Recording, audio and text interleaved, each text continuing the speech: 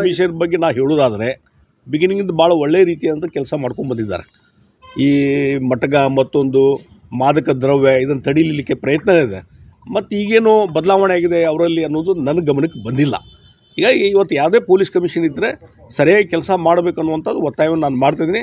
ಹೀಗಾಗಿ police commissioner ಸರಿಯಾಗಿ ಮಾಡಿಲ್ಲ ಅಂದರೆ ಸರ್ಕಾರದ ಕ್ರಮ ಕೈಗೊಳ್ಬೇಕಾಗ್ತದೆ. ಸರ್ಕಾರದ ಈ ನಡೆ ಖಂಡಿಸಿ ಪ್ರತಿಪಕ್ಷ ಯಾವ ರೀತಿ ಹೋರಾಟ ಮಾಡುತ್ತೆ ಅಂದರೆ ಈ ರೀತಿಯಾದಂಥ ರಾಜ್ಯದಲ್ಲಿ ಶಾಂತಿಗಳು ಆಗ್ತಾ ಇರೋದು ಇದನ್ನು ಯಾವ ರೀತಿ ಪ್ರತಿಪಕ್ಷ ನೋಡಿ, ಭಾರತೀಯ ಜನತಾ ಪಾರ್ಟಿ ಪ್ರತಿ ಹಂತದಲ್ಲಿ ಇಂಥ ಸಮಸ್ಯೆಗಳು ಉದ್ಭವ ಆದಾಗ ಹೋರಾಟಗಳನ್ನು ಮಾಡ್ಕೊತ ಬಂದಿದೆ.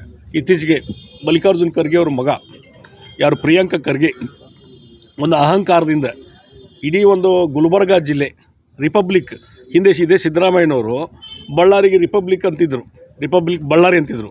ಇವತ್ತೇನಾಗಿದೆ ಗುಲ್ಬರ್ಗ ನೋಡಿಬಿಟ್ರೆ ಕಳೆದ 2-3 ತಿಂಗಳಿಂದ ನಾನು 2-3 ಸಲ ಹೋಗಿ ಬಂದಿದ್ದೀನಿ ಗುಲ್ಬರ್ಗಕ್ಕೆ. ಅಲ್ಲಿ ಪರಿಸ್ಥಿತಿ ನೋಡಿದರೆ ಆ ಒಂದು ಖರ್ಗೆ ಅವರ ಅಡಿಯಲ್ಲಿ, ಪ್ರಿಯಾಂಕ ಖರ್ಗೆ ಅವರ ಅಡಿಯಲ್ಲಿ ಇಡೀ ಜಿಲ್ಲಾ ಭಾಳ ಕುದೀತಾ ಇದೆ.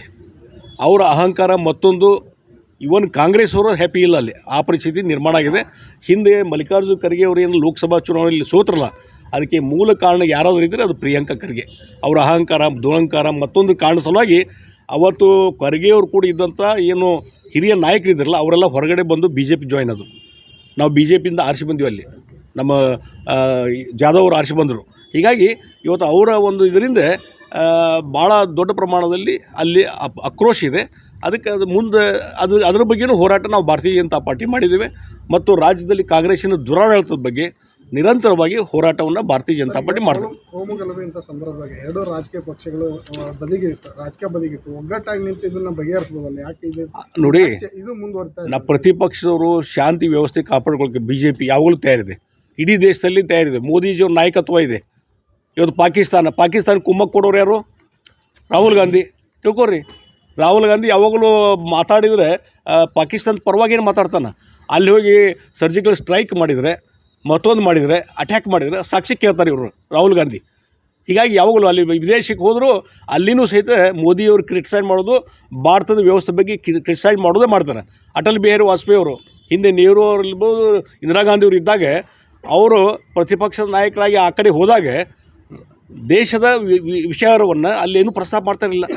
ದೇಶಕ್ಕೆ ಘನತೆ ತರುವಂಥ ಕೆಲಸ ಅವ್ರು ಮಾಡ್ತಿದ್ರು. ಇವತ್ತು ರಾಹುಲ್ ಗಾಂಧಿ ಏನು ಮಾಡ್ತಾಯಿದ್ದಾರೆ?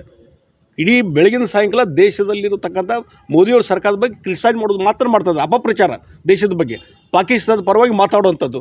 ನೀವೇನು ಏರ್ ಸ್ಟ್ರೈಕ್ ಮಾಡಿದ್ರು, ಮತ್ತೊಂದು ಮಾಡಿದ್ರು, ಅದನ್ನು ಕ್ರಿಟಿಸೈಸ್ ಮಾಡುವಂಥದ್ದು, ಸಾಕ್ಷಿ ಕೇಳುವಂಥ ಕೆಲಸ ರಾಹುಲ್ ಗಾಂಧಿ ಮಾಡ್ತಾರೆ.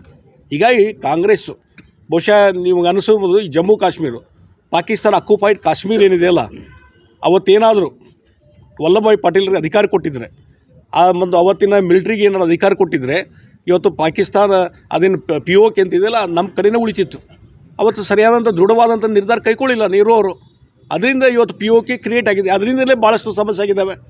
POK ಇವತ್ತೇನು POK ನಮ್ಮ ಭಾಗಕ್ಕೆ ಬರಬೇಕು, ಭಾರತಕ್ಕೆ ಬರಬೇಕು, ನಮ್ಮ ಭಾರತ ದೇಶದ ಅಂಗ ಅದು ನಮಗೆ ಬರಬೇಕು ವಾಪಸ್ಸು. ಆವಾಗ ಬಹುಶಃ ಅಲ್ಲಿ ಶಾಂತಿ ನೆಲೆಸಲಿಕ್ಕೆ ಸಾಧ್ಯ ಇದೆ. ಸರ್, ಈಗ ಉಚ್ಚಾಟನೆಗಳು ಈಗ ಮತ್ತೆ ಸೋಮಶೇಖರ್ ಅವ್ರದ್ದು ಮತ್ತು